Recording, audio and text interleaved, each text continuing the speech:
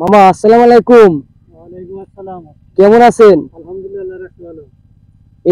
এটা কি কপি চারা এটা? এটা হলো ফুলকপি।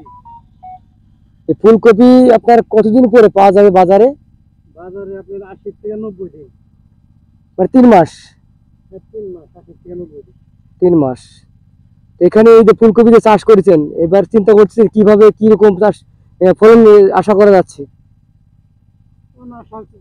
ক্ষেতের কোয়ালিটি দেখে তো আল্লাহর রহমতে ভালো হয় দেখা যাচ্ছে। এই ক্ষেত কি পিছনেটা আপনার?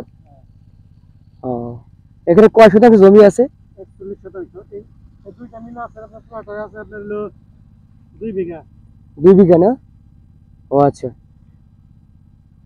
তবে এই যে ফুলকপি যে চাষ করেছেন, এটা আপনার কি বিষ চাষ করার আগে যে বিষটা দেওয়া লাগে বা কি ধরনের সার দিলে আপনার দিচ্ছেন সেটা কি দর্শকদের জানান তো?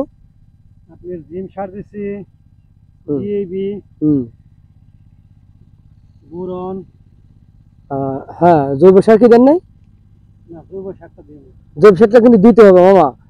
যখনই কোনো সবজি চাষ করতে যাবেন তখন আপনার জৈব সার খুব গুরুত্বপূর্ণ ভূমিকা পালন করে। যেমন গোবর দিয়ে যে সারটা পাই আমরা, গোবর বা মুরগির বিষটা বা এই ধরনের খড়কুটো দিয়ে পচা সার তৈরি করে যে সারটা আমরা এই যে এইটা দিলে কি হয় জানেন, আপনার পুষ্টিকর যে খাবারটা মাটি থেকে তৈরি হয়। হ্যাঁ হ্যাঁ, ওইটা কিন্তু বেশি।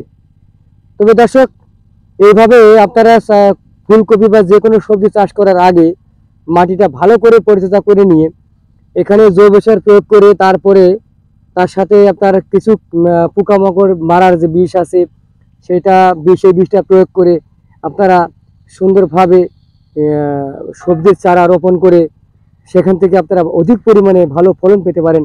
ধন্যবাদ সবাইকে।